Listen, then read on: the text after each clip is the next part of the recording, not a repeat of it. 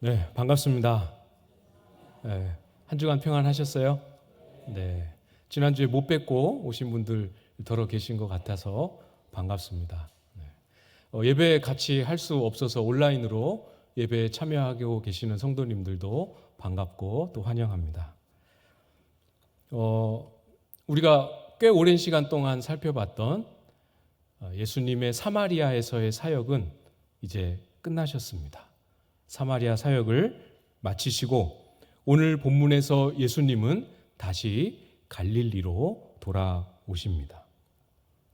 요한복음의 기록을 가만히 살펴보면 우리가 읽었던 본문 앞의 내용을 이렇게 보면 그냥 예수님의 동선, 사마리아에서 갈릴리로 오셨다 이렇게 동선만 기록한 게 아닌 것을 우리가 발견하게 돼요.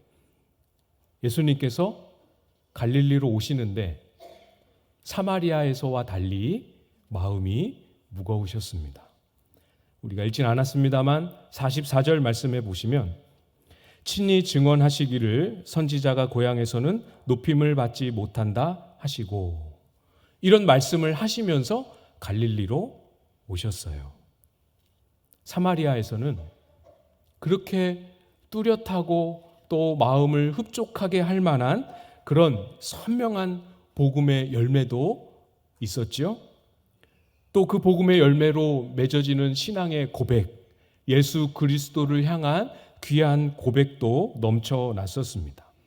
사마리아에서는 그랬었어요.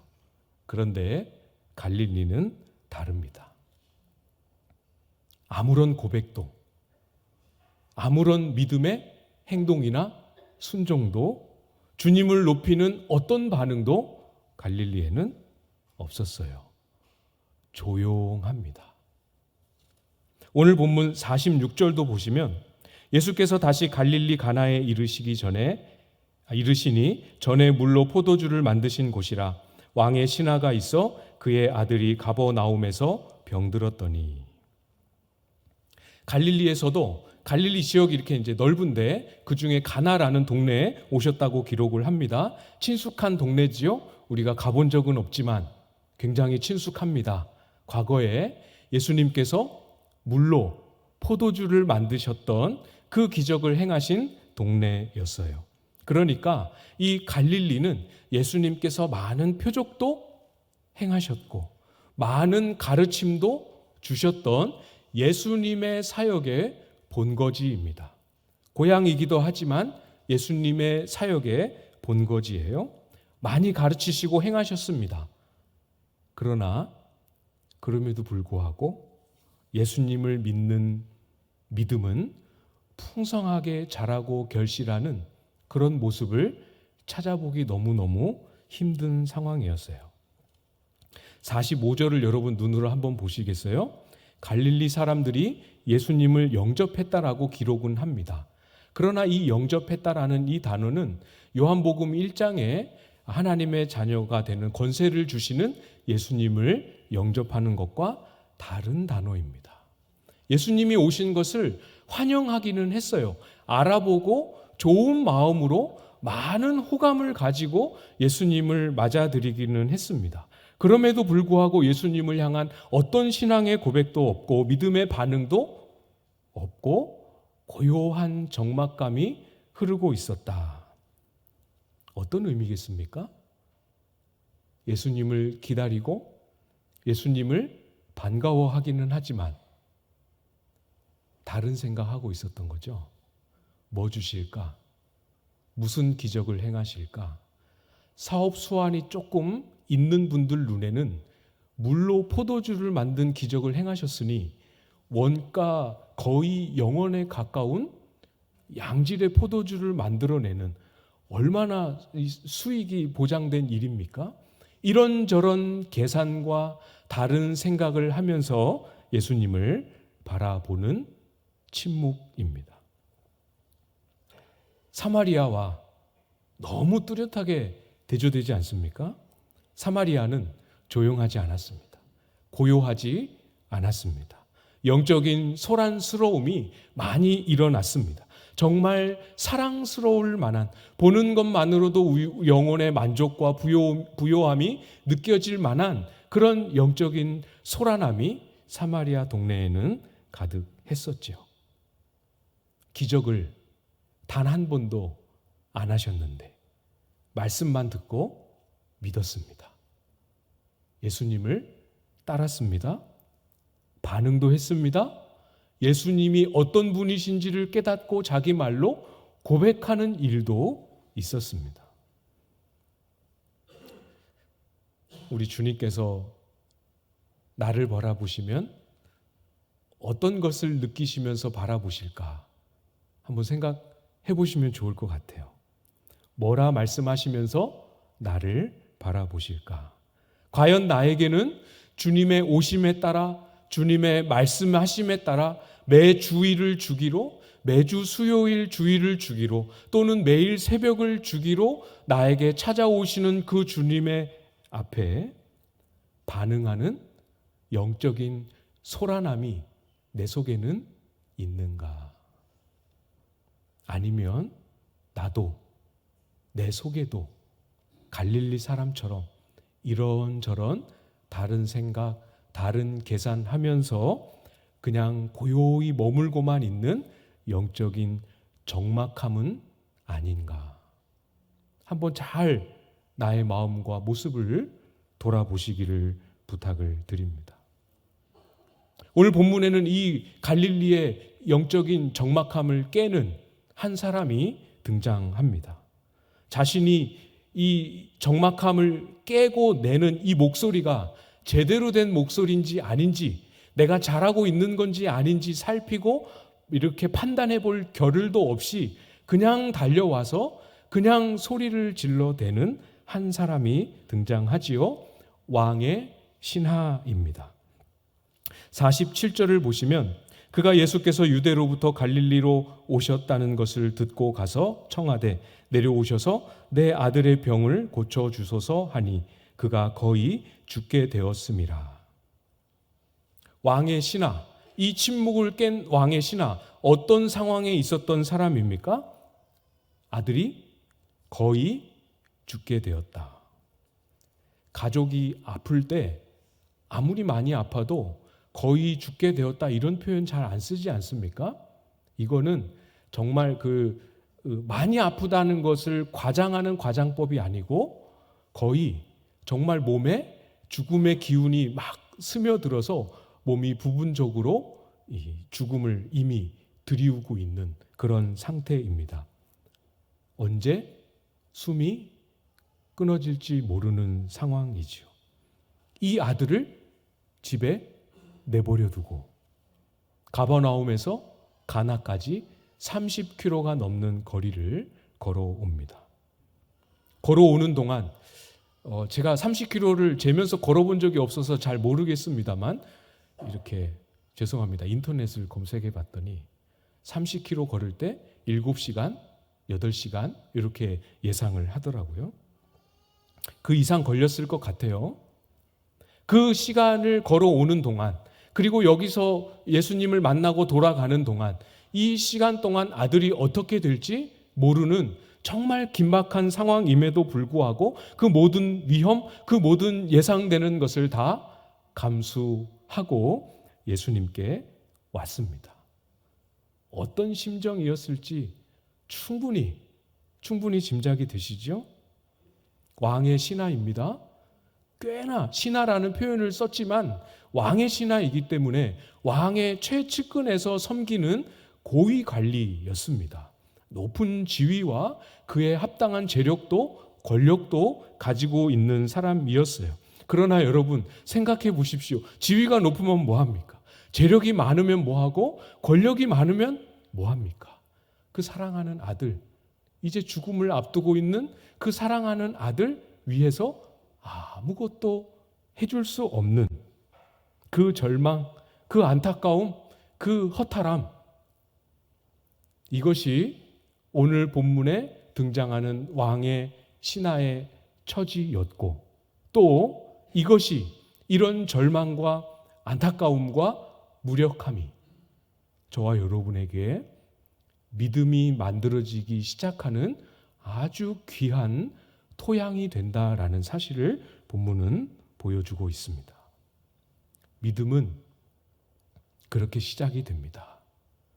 내 인생, 내 힘으로, 내 실력으로 해볼 수 있을 거라 생각했는데, 그리고 그렇게 되는 열매도 거두면서 살아왔는데, 정말 중요한 문제에 딱 봉착했을 때는 그동안 내가 붙잡고 살아왔던 내 힘도, 내 재산도, 내 능력도, 내 자질도, 경험도, 그 어떤 것도 아무 소용이 없구나 하는 것을 깨닫는 그때가 믿음이 제대로 만들어지고 시작될 수 있는 아주 중요한 시기다라는 사실이죠.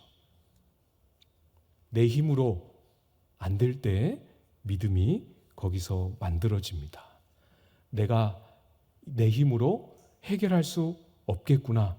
하나님의 도움 말고는 어디에도 그 무엇으로도 이것은 해결할 수 없겠구나 하는 그 지점에 혹시 서 계십니까? 다시 새롭게 우리의 믿음을 시작하기를 원하시는 하나님의 부르심인 것을 기억하시기를 부탁을 드립니다. 아직까지 주님 앞에 단 한 번도 주님, 제 힘으로는 이제 도저히 안 되겠습니다. 제발 저를 어떻게 좀 해 주십시오. 정말 주님 앞에 주님밖에 없습니다라는 그 말 그대로 100%로 주님께 의탁하며 나아가 본 적 아직 한 번도 없으신 분들 혹시 계십니까? 아직도 내 인생, 내 힘으로, 내 생각과 계획으로 내가 짜놓은 전략대로 가면 끝까지, 90까지 내 평생 이렇게 계획대로 살 수 있을 것이다 낙관하는 분들 계십니까? 그렇지 않습니다. 우리의 인생이 위기를 만나든 그렇지 않든 우리의 인생은 내 힘으로 살아갈 수 있는 것이 아닙니다. 하나님을 기억해야 하고 하나님을 불러야 하고 할 수 있는 한 내가 할 수 있어 보여도 하나님께 맡겨야 합니다. 그것이 믿음의 시작인 것이죠. 그렇게 우리의 믿음이 시작될 때 하나님은 우리에게 찾아오셔서 그 상태로 우리를 가만히 내버려 두시는 것이 아니라 오늘 설교 제목처럼 저와 여러분을 성숙한 믿음, 시작 단계의 믿음이 아니라 성숙한 믿음으로 빚으시고 이끌어 가십니다. 48절 말씀인데요. 같이 한번 읽어볼까요? 48절 시작. 예수께서 이르시되 너희는 표적과 기사를 보지 못하면 도무지 믿지 아니하리라. 아들이 죽게 되었습니다. 살려주십시오. 얼른 가셔서 내 아들을 고쳐주십시오 라고 부탁하며 간구하는 이 왕의 신하의 이야기를 듣고 예수님이 이렇게 말씀하신 거예요. 거의 거절에 가까운 말씀이죠. 여기서 여러 가지 의미를 담아서 말씀하셨습니다. 일단 너희라고 표현하신 걸 보면 예수님께 도움을 요청한 왕의 신하 그 한 사람만 바라보고 얘기하신 것은 아니구나 하는 것을 알게 되겠죠. 표적과 기사를 보지 못하면 도무지 믿지 않는다라는 책망과 꾸중의 말씀은 일단 그 주변에 있었던 갈릴리의 유대인들 이들을 향하여 하신 말씀입니다. 표적과 기사, 하나님이 예수님이 행하신 그 특별하고 놀랍고 주목할 만한 그런 일들이 조건이 되어 있는, 그게 없으면 믿음을 가지려 하지 않는, 믿음보다 기적과 믿음보다 특별한 체험이 앞서 있는 그런 신앙생활, 그런 믿음은 안 된다 이렇게 말씀하고 계세요. 너희라고 대상을 넓히셨지만 틀림없이 여기에는 왕의 신하도 포함이 됩니다. 예수님께 아들을 살려달라고 간구하기 위해 나아왔지만 그의 초점을, 그의 중심을 믿는다는 그의 생각과 마음을 고쳐주기로 작정하신 거죠. 아들이 살아나는 거 그것만 바라보면 안 된다. 그 조건, 그 기적, 그 체험에만 마음과 생각과 기도가 고정되어 있어서는 안 된다 말씀하고 계시는 겁니다. 아들을 살리기 전에 또는 아들을 살리는 이 모든 과정에 관하여서 아들을 살리는 일만이 아니라 누가 그 아들을 살리시는지, 아들을 살려달라는 이 믿음을 투사하고 있는 대상이 어떤 분이신지 알기를 주님은 원하셨던 거죠. 책망이지만, 거절이지만 시작 단계에 있었던 믿음을 성숙한 믿음으로 빚어가시는 주님의 손길입니다. 그래서 주님이 어떻게 하십니까? 명령하시고 말씀을 주시지요. 50절 말씀입니다. 50절 말씀을 여러분이 한번 읽어주시겠습니까? 시작.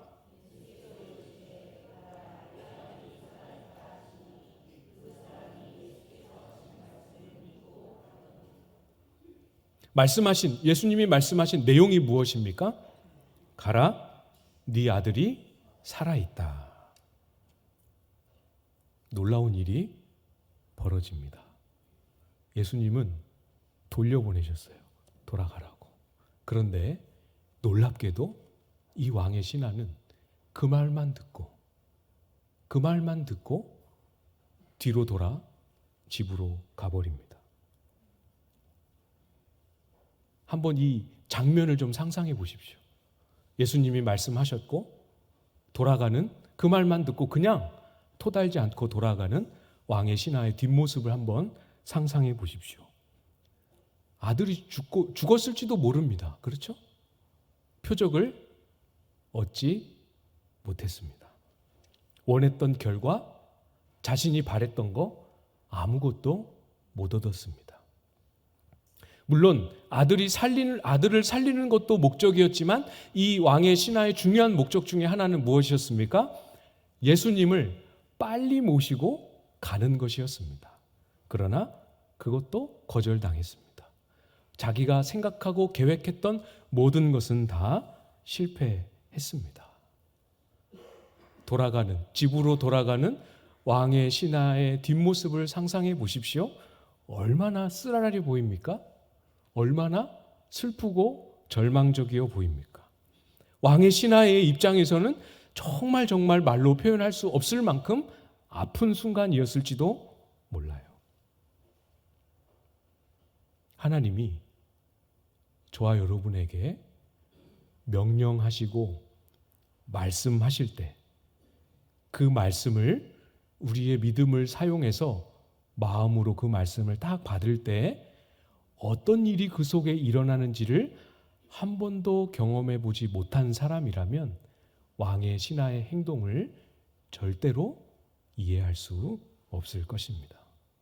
막연하게 왕의 신하는 믿음이 정말 좋았나 보다 이렇게 칭찬할 수 있을지는 몰라도 정말 말씀을 믿음으로 받을 때 어떤 일이 일어나는지를 경험해 본 적이 없는 사람이라면 이 왕의 신하의 믿음 이해할 수 없을 뿐만 아니라 흉내내거나 따라할 수 없습니다. 그 뒷모습, 세상에 이런 비효율적인 시도가 어디 있습니까? 이렇게 어리석고 허망한 걸음이 세상에 또 어디 있겠어요? 그 긴 시간을 아들의 임종을 지키지 못하고 그 긴 시간을 다 날려버리고 아무 성과도 없이 실패하고 돌아가는, 말 그대로 이것도 저것도 다 놓쳐버린 가장 불쌍한 걸음 아니겠습니까? 그러나 여러분, 그렇지 않죠. 믿음이 살아있다면 그 믿음이 시작 단계에 머문 것이 아니라 성숙한 믿음으로 빚어지고 있다면 그렇지 않습니다. 주님께로부터 표적과 기사를 보지 못하면 도무지 믿지 아니하다, 이 말씀을 이 왕의 신하가 들을 때, 가라, 내 아들이 살아있다 하시는 이 말씀을 왕의 신하가 들을 때 그 듣는 자리에서 이 왕의 신하의 마음속에는 많은 일들이 일어났습니다. 이것이 바로 말씀을 들음으로, 그 말씀을 듣고 우리 속에 없었던 그 무엇이 생겨나고 만들어지고 일어나는, 이것이 바로 성숙한 믿음. 우리 주님이 기대하셨던 성숙한 믿음이지요. 주님이 기대하시는 믿음. 시작 단계에서 어떤 특정한 조건만 바라보고 나아가는 그런 믿음 말고 주님이 기대하시는 성숙한 믿음. 결과나 조건이나 응답 여하와 상관없이 주님의 말씀에 뿌리를 내린 믿음입니다. 의외로 이 성숙한 믿음으로 나아가지 못하고 시작 단계에 머물러 있는 경우를 많이 보게 되는 것 같아요. 예수님에 대해서 찬양하고 신뢰하고 또 예수님을 인정하는 고백들은 하지만 그 마음속에 예수님을 향하여 아무런 간구도 아무런 고백도 믿음의 반응도 순종도 보이지 못했던 갈릴리 사람들과 비슷한 상황과 형편에 머물러 있는 사람들이 참 많이 있습니다. 그분이 누구신지, 어떤 분이신지, 날 위해 무엇을 하셨는지, 도대체 그분이 나를 향하여 하시고 싶은 말씀이 무엇인지에 대해서는 전혀 관심이 없고, 이분이 나에게 무엇을 주시려나, 내가 이걸 가졌으면 좋겠는데 이분이 나에게 이걸 언제쯤 주시려나, 주실 마음은 있으신가? 안 주실 거 아닌가? 그러면 내가 이렇게 기도할 필요도 없는 것 아닌가? 주님 손에서부터 무엇이 나올 것인가? 이것에만 관심을 가진 그런 신앙생활에 머물러 있기가 얼마나 쉬운지 모릅니다. 거기에 머물러 계시면 안 됩니다. 주님 앞에 물으십시오. 궁금해하시고 질문하시고 간구하셔야 됩니다. 주님, 그런 궁금함이 없어도 따라 하셔도 괜찮아요. 주님, 당신은 도대체 누구십니까? 물으십시오. 성경을 읽다가도, 예배를 드리다가도, 기도를 하다가도, 직장에서 일을 하다가도, 차를 운전하다가도 생각나는 즉시 주님, 도대체 당신은 누구십니까? 주님, 도대체 정말 당신은 어떤 분이십니까? 주님이 아무 것에도 제약 없이 나에게 말씀하신다면 도대체 주님은 어떤 말을 저에게 하고 싶으십니까? 궁금해하시고 물으십시오. 그것이 들리고 마음에 느껴질 수 있도록 간구하십시오. 주님, 정말 주님을 알고 싶습니다. 간구하시기 바랍니다. 알려주십니다. 가르쳐 주시고 보여주십니다. 틀림없이 주님이 더 원하시는 바이기 때문에 틀림없이 우리의 믿음을 새롭게 성숙한 모습으로 빚어가실 순간을 저와 여러분에게 허락하실 것입니다. 손에 잡히는 건 여전히 아무것도 없지만 믿어지는, 믿음이 생겨나는, 그렇기 때문에 할 수 없었던 순종의 행동들을 만들어가는 순간을 주실 것입니다. 그런 때가 오시면 하나님이 왕의 신하에게 주셨던 그 기회를 나에게도 주시는구나 다 기억하고 딱 붙잡고 절대로 놓치시면 안 됩니다. 잘 붙잡으셔야 됩니다. 예수님의 말씀만 믿고 집으로 그 아픔과 쓰라림을 머금고 돌아갔던 왕의 신하, 돌아가는 길에 집에서 출발했던, 집을 떠나 나온 종들을 만나게 됩니다. 그리고 그 종들로부터 아이가 살아있다, 회복됐다라는 말을 듣게 됩니다. 드디어 직접 보지는 않았지만 거짓말은 아니지 않겠어요? 드디어 결과를, 기적을, 표적을 원했던 결과를 손에 쥐었습니다. 얼마나 기뻤을까요? 얼마나 마음에 감사와 감격이 넘쳤겠습니까? 그러나 여러분, 이 왕의 신하는 그 말을 못 들었나 싶을 만큼 다른 이야기를 합니다. 기쁨을 표현하지도 않고 안도감을 표현하지도 않고 다른 말을 합니다. 성숙한 믿음은 물론 하나님이 응답하신 결과도 기쁨을 주는 건 틀림없지만 성숙한 믿음은 기적이 주는 그 기쁨, 결과가 주는 그 기쁨에 만족하거나 머물 수 없는 거죠. 더 큰 기쁨이 있기 때문에 그렇습니다. 52절, 53절 말씀입니다. 그 낫기 시작한 때를 물은즉 어제 7시에 열기가 떨어졌나이다 하는지라. 그의 아버지가 예수께서 내 아들이 살아있다 말씀하신 그 때인 줄 알고 자기와 그 온 집안이 다 믿으니라. 아이가 살아났다는 소식에 다른 대꾸는 안 하고 그게 언제냐, 언제부터 회복이 되더냐 하고 시간을 물어봅니다. 시간을 확인합니다. 도대체 그게 왜 궁금하죠? 언제부터 나았느냐가 뭐가 중요합니까? 아이가, 이 언제 죽을지 모르는 아이가 살아났는데 도대체 그 시간이 왜 중요합니까? 중요하죠. 왜 중요합니까? 이 왕의 신하에게는 아이가 살아난 것도 너무너무 기쁘지만 죽은 아이를 말씀만으로 살아났다 선포하신 그분의 능력, 그분이 행하신 일인 것을 확인하는 것이 더 급한 일이고 더 중요한 소원이었습니다. 시간을 묻고 그 아이가 낫기 시작한 열이 안 떨어지던 열이 비로소 내리고 회복기가 돌기 시작한 그때가 바로 예수님이 가라 아들이 살아있다 말씀하신 그때인 것을 확인하는 그 기쁨, 이것이 성숙한 믿음인 것이죠. 말씀하신 그 순간이 아이가 회복되었던 그 순간임을 확인할 때 나의 손에 주어진 결과와 이 일을 말씀하신 그분 사이의 연결고리가 견고하고 뚜렷해집니다.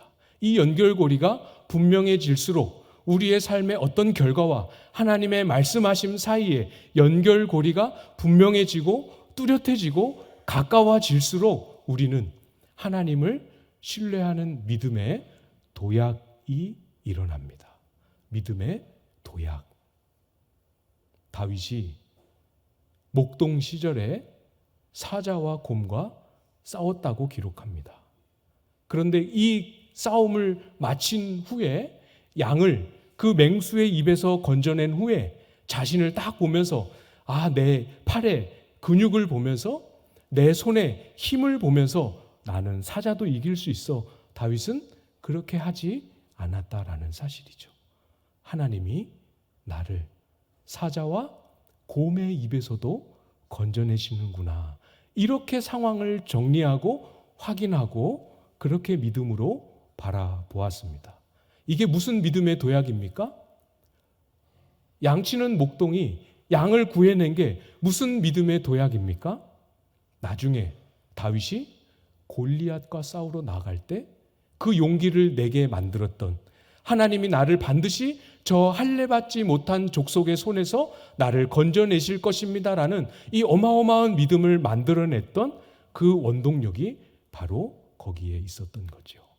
실제로 다윗이 그렇게 고백하지 않습니까? 나를 사자와 곰의 입에서 건져내신 하나님이 저 할례받지 못한 저 사람의 손에서도 나를 건져내실 것입니다. 성숙한 믿음으로 말씀을 따라 손에 잡히는 것이 하나도 없음에도 불구하고 순종하며 나아갈 때, 그럴 때 우리는 하나님을 만나게 되는 놀라운 순간을 경험하게 됩니다. 하나님을 우리의 삶의 많은 기도의 자리에서 그렇게 만나고 경험하고 확인할 때 비로소 내일 더 큰 어려움과 시련이 다가와도 흔들리지 않고 하나님을 붙잡을 수 있는 믿음의 단단한 근력을 확보하는 도약이 우리 속에 일어나게 되는 거죠. 오늘 우리에게 주신 삶의 자리를 믿음의 시작의 모습에 머물지 않고 성숙한 믿음으로 나아가셔서 말씀이 열릴 때 그 말씀을 잘 붙잡고 순종으로 나아가 우리의 내일의 삶이 더욱 흔들림 없이 견고하게 주님을 신뢰하는 믿음의 도약으로 나아가는 저와 여러분들 다 되실 수 있기를 주님의 이름으로 축복합니다.